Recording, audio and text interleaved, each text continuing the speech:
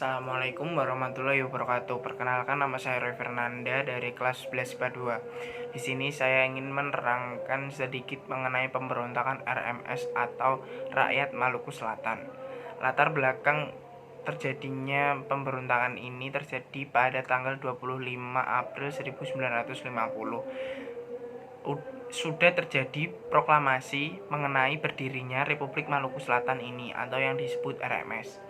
Saat itu diproklamasikan oleh sekelompok orang yang merupakan mantan anggota KNIL dan masyarakat pro-Belanda. Dr. Christian Robert Stephen Somokin, Andi Aziz, dan Westerling merupakan di antara orang-orang yang memproklamasikan berdirinya RMS tersebut. Awalnya pemberontakan ini dipicu oleh ketidakpuasan atas Republik Indonesia Serikat ke negara Republik Indonesia yang sekarang, yaitu NKRI.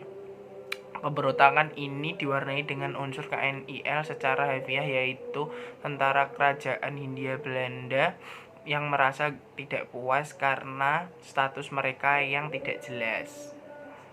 Saat itu, atas keberhasilan APRIS mengatasi keadaan menyebabkan banyak masyarakat yang semangat untuk kembalinya Republik Indonesia Serikat ke Negara Kesatuan Republik Indonesia atau NKRI.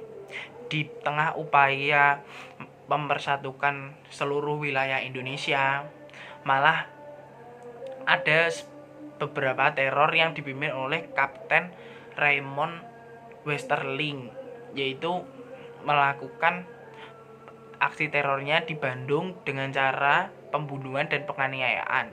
Akibat dari teror itu, separatis atau keinginan buat memisahkan diri juga akhirnya muncul. Beberapa direktorat pemerintah daerah sudah memprovokasi masyarakat yang ada di wilayah Ambon atas pembangunan Ambon ke wilayah Negara Kesatuan Republik Indonesia akan berdampak buruk dan membahayakan masyarakat kemudian harinya. Atas bahaya tersebut dihimbau buat seluruh masyarakat agar tetap waspada. Di tahun 1950, tepatnya pada tanggal 20 April, udah dijalankan mosi tidak percayanya pada parlemen NIT. Maksudnya supaya kabinet NIT atau Negara Indonesia Timur meletakkan jabatannya buat bisa bergabung ke dalam wilayah Negara Kesatuan Republik Indonesia. Kegagalan Andi Abdul Aziz mengakibatkan berakhirnya Negara Indonesia Timur, tapi pemberontakan tidak berhenti sampai di sini saja. Somokin bersama anggotanya yang mendukungnya yang pernah membuat bisa melepas wilayah Maluku Tengah dari wilayah Negara Kesatuan Republik Indonesia atau NKRI. Bahkan mereka melakukan sebuah perundingan buat melakukan pemberontakan bersama anggota KNIL. Dalam perundingan yang dilakukan di wilayah Ambon, dihadiri oleh para pemuka KNIN. Somokin IR Manusaman berencana buat daerah Maluku Selatan jadi daerah mereka. Bahkan kalau perlu membunuh seluruh anggota dewan yang ada di Maluku Selatan agar bisa memproklamasikan kemerdekaan di wilayah yang disebutkan.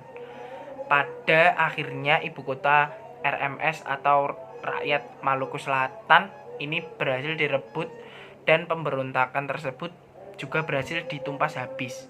Tapi TNI kehilangan komandan Letnan Kolonel Slamet Riyadi dan Letnan Kolonel Swedirjo yang gugur ditembak atas peristiwa tersebut. Latar belakangnya itu saja menurut saya, dan yang kedua tokohnya. Di sini ada tokoh utama atas pemberontakan tersebut, yaitu Christian Robert Stephen Somokin yang menjadi pemimpin pemberontakan. Yang kedua, Lei Mena adalah orang yang mengadakan misi perdamaian. Terus Kawi Larang pemimpin GOM 3. Terus JH Manuhuntu. JH Manuhuntu adalah presiden rakyat Maluku Selatan yang berhasil ditangkap dan dihukum selama 4 tahun. Yang keberapa tadi? Yang seterusnya Albert Wairisal, seorang yang menjabat sebagai Perdana Menteri, berhasil ditangkap dan dihukum 5 tahun. Dan DJ Gasper, seorang menjabat sebagai Menteri Keuangan, ditangkap dan dijatuhi hukuman 4,5 tahun penjara. Dan Apitule merupakan pejabat Menteri Keuangan yang juga dihukum 5,5 tahun. Yang terakhir yaitu Tenusi, menjabat sebagai Kapten Staf Tentara RMS, yang ditangkap dan dijatuhi hukuman selama 7 tahun. Yang terakhir adalah pendapat pribadi yang mencegah untuk adanya konflik di masa depan. Menurut saya pribadi harus ada kesepakatan dalam tidak melakukan konflik. Maksudnya ada kayak perjanjian seperti itu. Terus diselesaikan masalah dengan musyawarah mufakat.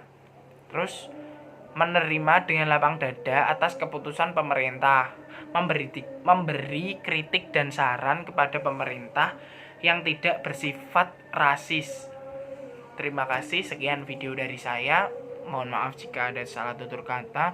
Wassalamualaikum warahmatullahi wabarakatuh.